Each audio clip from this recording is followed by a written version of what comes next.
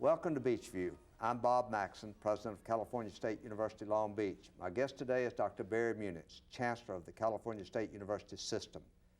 Dr. Munitz has his PhD from Princeton University and has extensive experience in higher education. Barry, welcome to the show. And before we get started, let me ask the audience to indulge us a bit and share with them a little bit about your background. You and I worked together years ago at the University of Houston, and I'd like for our audience to know a little bit about that work, because I think you came in, and it's my judgment and the judgment of most people in higher education, you took over a sprawling urban university that didn't have a bad reputation, but I'm not sure had an academic reputation when you took it over.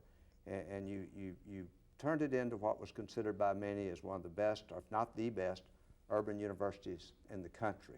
Then you went into the private sector for a number of years, and now you've been the Chancellor of the Cal State system for 3 years? 4, actually. This is the years? beginning of the 5th year. Wow. It's amazing. Okay. But I can do that pretty quickly. You're right. When I arrived in Houston in 1976, it had been a private institution, and before that a 2-year college, and was public for about 10 years after Governor Connolly was elected governor 4 times in Texas. Wanted to expand public education, not unlike what happened in California. Got involved. I think one of the keys was we were admitted to the Southwest Conference, won the Cotton Bowl the first year we were there. That convinced everybody in Texas we had to be a great institution. And so got a lot of attention. Both the University of Texas and Texas A&M were extraordinarily gracious and supportive. Again, not unlike our situation here vis-a-vis the University of California. Built during the heyday and very strong economic times. Petrochemical industry was at its absolute height in the late 70s, early 80s. Then after 7 years, in 1982, I left, actually on my 40th birthday, to see what was happening on the other side of the table. I had been convinced that it would be helpful in running a big public university to understand how the private sector was working, and I had been lucky enough to start young that there was a chance, in effect, to take a detour. Stayed in Houston, worked for 8 years for what turned out to be a very large leveraged buyout holding company in the real estate and timber and very large and you were aluminum. The CEO of that company. I was the president and the chief operating officer, and my partner was the CEO and basically the deal maker, and I was the operating side person. Had fascinating time, learned a great deal, knew that I would come back at some point to higher education, and then was appointed to this job in April of '91. And a lot of people may not realize the University of Houston is a very large institution, 35,000 students, sprawling urban university, and certainly that experience had to help with the transition to the Cal State system, where you have several large urban universities. It looks very much like the group of Northridge, Long Beach, San Francisco State, San Diego, the Cal State LA, San Jose. That 6, you have the larger, big urban campuses with major athletic programs as well as strong academic programs, outreach to the community. Looked less like the Sonomas and the Humboldts and the Cal Polys. And what I love about the system here is that great variety. And as you know, we've added a new campus at Monterey Bay with a part of what was Fort Ord, and we've just on the 1st of July, we formally take in the California Maritime Academy. Now Monterey Bay is going to do things a little bit differently. Tell us about the Monterey campus. Well, hope is that we take advantage of being next door to Silicon Valley. We're not going to build a traditional campus. Indeed, we're probably not going to build many new facilities at all. We get 107 buildings, and I call them buildings, but they include everything from cavalry barns to a big concert hall. It was interesting. It turns out that in the days of voluntary military, a fort and a campus look very much alike. You know, recruiting from the same pool. Sure. So there's offices, and there are dormitories, and there are athletic facilities, and There are 2 golf courses, which will still be owned by the United States Navy. That was the only thing they said was out of bounds for us. And the goal is to use technology, distance learning, non-traditional, asynchronous patterns, maybe even different kinds of legal relationships with the faculty. It's really, you'll be intrigued. I don't know if you know this, but we're hiring 42 faculty members to begin in the fall. We have 5,380 applications. Whoa. For those positions. So clearly people are interested in a new curriculum. What a nice position to be in. Yeah, pleasant. Now, certainly the Maritime Academy is the most atypical of the campuses. Absolutely. Tell us a little bit. Well, there are only 6 of them in the country. This is the only one west of the Mississippi, west of Texas. You remember there was one in Galveston when we were there. This is it for the West Coast. It's a little jewel of an institution that we had been helping for years with legal services and accounting and auditing. Governor 2 years ago asked us to look seriously at taking it over so that we could reduce the infrastructure costs. Everybody who graduates gets the job of first choice. It'll be the sort of the best hired of all of our campuses once it comes in. But as I say, relatively small. It's by Concord, just off of the East Bay in San Francisco. And they're training people now for everything from Coast Guard to very sophisticated jobs on pipeline boats, ships coming down from Alaska to Southern California, and they run every summer. We just have a brand new ship that was decommissioned from the Oceanographic Service, just 4 years old, 550 feet. So it's even bigger than the boat you have to go to Catalina. Right. Well, let's talk about the CSU a little bit in general. What are the problems that are facing us? What do you see as the chancellor of this system? And it's my understanding we're the largest public senior. Right, that we're the largest system in the country that doesn't have community colleges in it. Really, the only bigger system is in New York, but with a... So we have more university students than any system probably in the world. Probably in the world, yeah. And it's a marvelous opportunity, but a great challenge. What are some of the problems that face you as the chancellor? Well, the challenge is no different than what faces everybody running a large agency in the state of California right now. You have dramatic turn down with defense conversion and earthquakes and floods and fires and all the problems that have been confronting California. And as a major public institution with the vast bulk of our funds, even more than the University of California percentage-wise, coming from the state, we are very much dependent on what the general health of the economy is. On the other hand, there's extraordinary opportunity. We're training 2/3 of the new teachers in this state now are coming from our 22 campuses. 1 out of every 10 of the new K-12 teachers in the country are coming from our 22 campuses. So with all the talk of reform of public schools and inner city urban high schools, we're front and center on that issue. Applied research is key to us, people who are getting right out into the job market. Our students are older. We've got 330,000 students this year. Their average age is 27, so they look much like your campus here. 2/3 of them are working 30 hours a week or more, part-time, evening, weekend students. So we have to be very sensitive to a different profile than 18 to 22-year-olds at Amherst or Swarthmore. I hear you use the word occasionally in meetings that the Cal State University is the people's university. What do you mean by that? Why is this the people's university? Part of it, Bob, is this profile of the students. That is, not only we have so many of them, but that they are the part-time, working, on the job site, technically trained people who every day are transforming the state of California. But part of it is we're serving state agency requirements. We're meeting the front line applied economic development requirements of the state. We are the interface between education and the workplace. And there's almost within commuting distance of every citizen in the state a CSU campus. Absolutely right. I mean, accessibility, just geographically, we're accessible to a lot of students. Yeah, they're commuting. Many of our students, as you know, none of our campuses has a majority of the student body living on or right near the campus. And we've got to be very sensitive to the fact that we're open in the evenings and serving staff on the weekends. And the traditional institutions that you and I were raised in are very different than what we have. And by the way, we're not the atypical pattern. If you and I were just to fly across the country, in every major state now, you'd see this transformation. Like most things, California is on the front line, and we're probably the model for the future. Barry, this has been a state that historically has not only valued education, but valued it to a point that education has been very inexpensive and had a rather nice record in the past of funding education well. We've seen that funding taper off. Is this strictly an economical phenomenon, or is it a mixture between a new philosophy and the economics of the state? Now, I have a feeling it's really a third alternative. I don't think the philosophy has changed. There's clearly still a great commitment from Californians to education, and particularly to the public people's institution. Every poll we run, every meeting, we'll be at a dinner tonight, and you'll hear the same level of support and encouragement for CSU and for higher education. But what's happened is, with the passage of Proposition 13, the flow of money coming to the state, although now it's 15 years since the initiative, a little bit more, we're beginning to see what happens when you tighten up.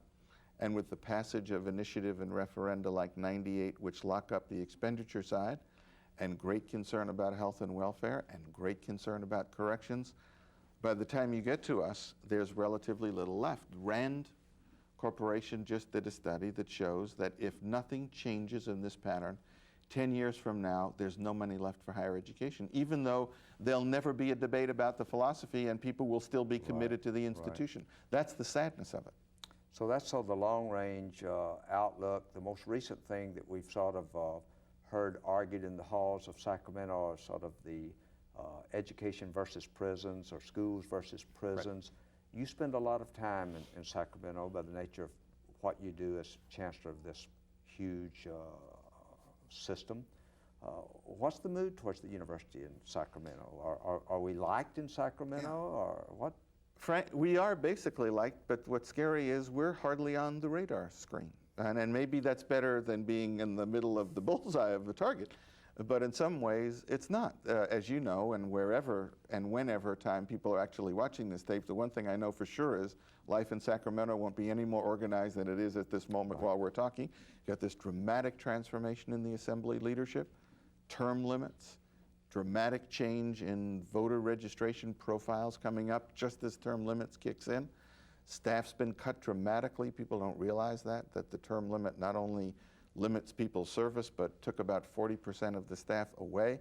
So the mood up there is surly and confused, and even the strongest of the leaders aren't certain about what happens from here. When you talk to them individually, you'd be very pleased with what they have to say about who we are and what we do. But their hands are tied. The very same restrictions that I described, they face every day. And as the conference committee has to do its work, that tension between welfare and health and prisons and schools and higher education it's like trying to put toothpaste back in a tube. Save that thought. And we'll be back in a moment with more Beachview. We're talking to Chancellor Barry Munitz.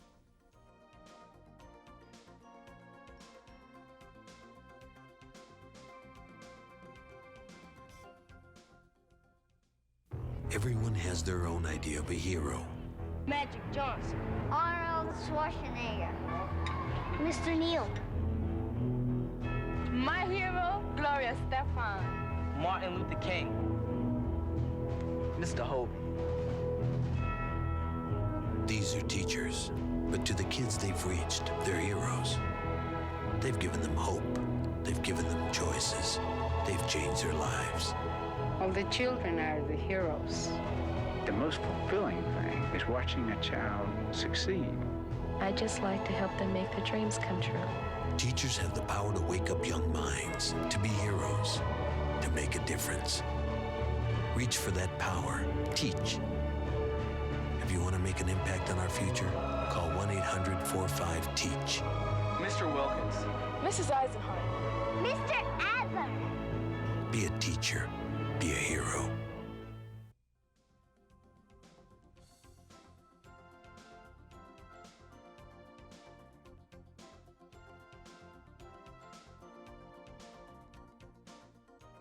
Welcome back to Beachview. I'm Bob Maxson, President of Cal State Long Beach, and I have with me today as my guest Dr. Barry Munitz, who's the Chancellor of California State University.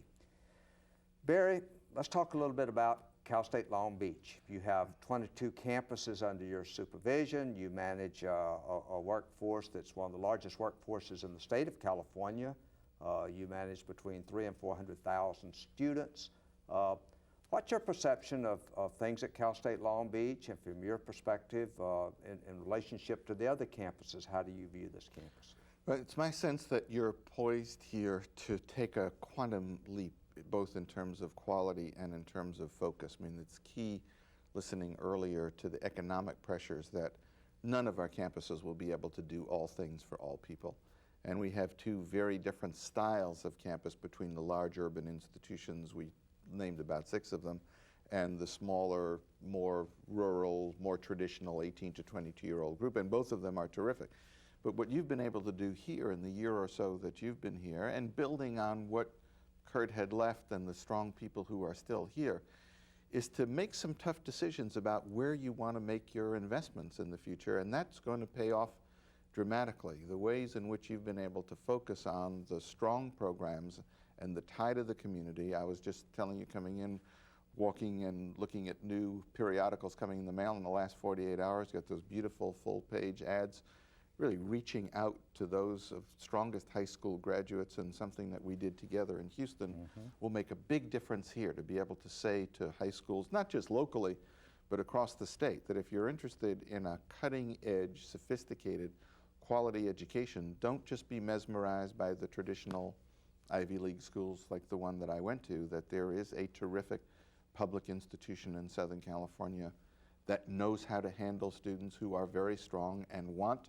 demanding curricula. So I think if you can stay focused and sharply prioritized as to where you want to make an investment, the fact that the economy is tight doesn't mean that there aren't enough resources to build spectacular programs, when at the same time, just as corporate and political America have had to do, those that are a lower priority or lower quality aren't going to drain resources away. Well, I think, you know, it's interesting. We all get a little bit nostalgic when we hear names like Austin and Ann Arbor and Chapel Hill, those green towns where most of us went to school.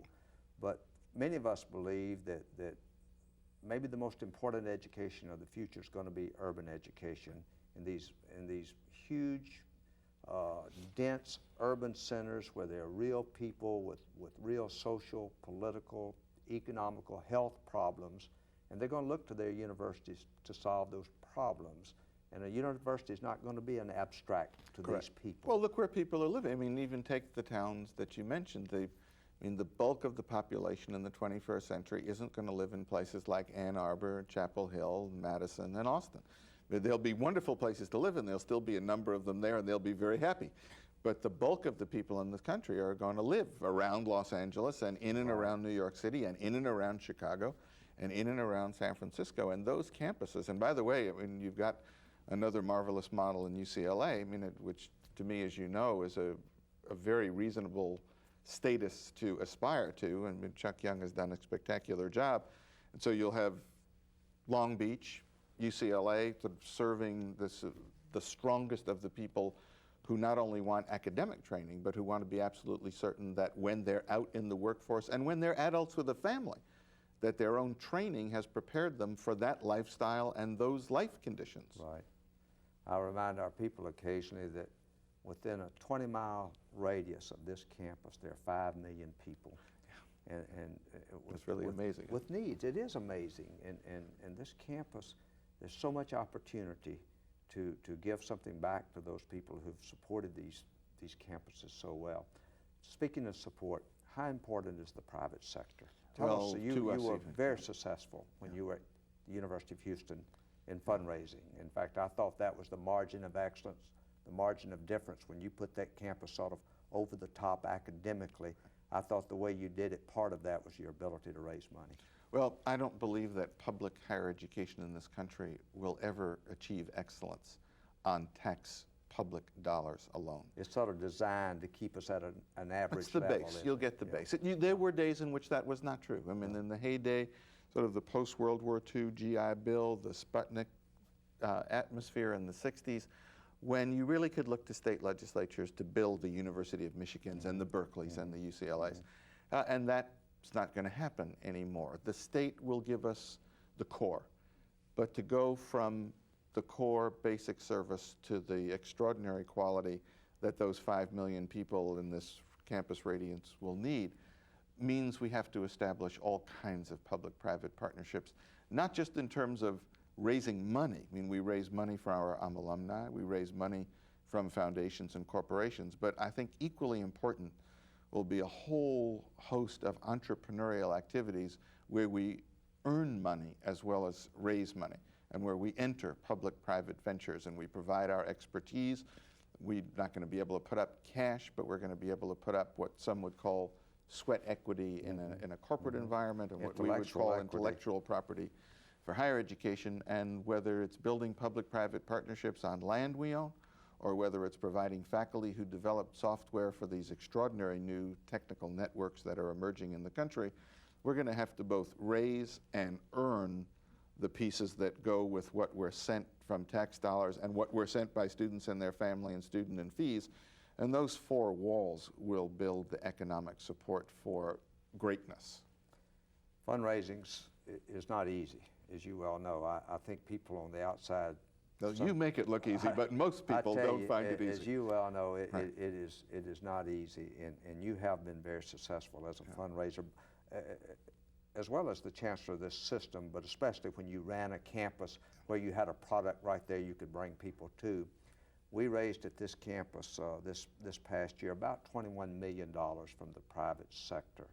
But we found that almost in all cases, the movement in the direction that you're talking about, where people saw they were investing in us, and it was not just an outright gift of saying, do what you want to with it, we don't care how you Correct. use it. They were expecting something in return, and by something in return, I mean that in the most wholesome and educationally sound way. They were expecting a well-prepared workforce. They were expecting certain services to be given back to the Right. community and so on. So I think this whole idea of entrepreneurship, we're going to get accustomed to it. You'll And have it to used to be Well, the difference, I think, is with the faculty. I mean, you Yeah. look at the number. If you raised $21 million last year, if I remember correctly, in 11 years at UNLV, you raised that same number every month for 11 years. And to get to that level of what you achieve there here, the make or break on the entrepreneurial side will be the faculty. I mean, in the old days, the faculty sent the president off to raise money. I mean, our old assignments, the faculty were basically in the classroom, in the lab. Their notion was our job was to mow the lawn and keep the windows clean and to get out there and bring back bags of money, whether it was from the state or from former students. They really didn't care.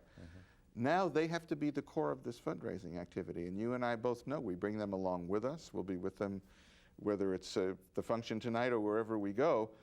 The faculty now are selling this program. They're shaping the delivery of software content for intellectual networks. They're helping new entrepreneurs build their businesses in exchange for getting some return back to the institution. That, to me, is an even more dramatic transformation than the mix in the budget that's going to have to come from private funds. Let's talk about technology. You have a reputation, not only within the CSU, the California State University system, but you have a state and national reputation of being on the cutting edge in technology. And I've heard you say many times, and I see it by your actions, that this university system is quickly moving into the next century when it comes to technology. What are some of the initiatives? Yeah, the reputation's kind of interesting. As you know, my degrees are in classics and comparative literature. I don't own a computer. In fact, the people need to know a little bit about that. Your PhD is in literature from Princeton, and your first faculty assignment was at Berkeley. Was at Berkeley which teaching. is sort of the antithesis of some of the things that you're doing now. Yes. But well, I'm a certified Luddite. But the fact is, what I recognize is here you have the state of California leading the world in cutting-edge technological developments, but we don't apply it to ourselves. We have our own faculty who are advising people around the world in the impact of technology, but we don't ask them for advice at our own institutions. And so what we're trying to do here is to build our own partnerships with our own people in the community as well as on the campus in order to do things like take the best of our faculty and have their expertise available to more than one campus. I was, interestingly, counterintuitive if you don't think about it. Those of our campuses that are really at the edge of technology are not the ones that are the big urban campuses where most people are commuting, but those pockets of rural camps, Chico, Stanislaus, Bakersfield, where they've for years had to reach out 20, 30 miles to get a critical mass of student body. There's where the really fascinating technical work is done. I taught a 1-hour seminar at Stanislaus the other day in administration and leadership, and there were 6 different sites hooked up in a studio much like this one, except there were 25 seats where I was teaching to people, but 6 remote sites. They could see me, I could see them, they could call in questions, I could answer, they could see me answering. So using our best faculty to instruct at more than one site at the same time, providing information at home, in the car, at the work site, in packages. Now, it used to be you'd have to stand online for faculty office hours. Now, if you're teaching a course at CSU, you put the homework assignment on internet, you plug in anytime, you say, from 7 to 9 o'clock in the evening, I'll be checking the computer. Anybody who's got questions about the homework assignment, just take it in and I'll put it back. You don't have to wait online. You don't have to get in the office. You don't have to worry about whether I'm there or not or 16 other people are lined up outside. You can just be certain that sometime during the evening I'll check it, flip it on when you get up in the morning if it's 5 a.m. or 8 a.m. or 10 a.m., and the answers will be there. So the whole dialogue with faculty will change. The availability of information, the card catalogs are on computer. You can plug into them from your dorm room. You can register by telephone. The world's changing as dramatically as it is for families who pay their checks by phone. We've got 30 seconds. You enjoy your job, don't you, Barry? I love the job. This is the best job in higher education except for yours.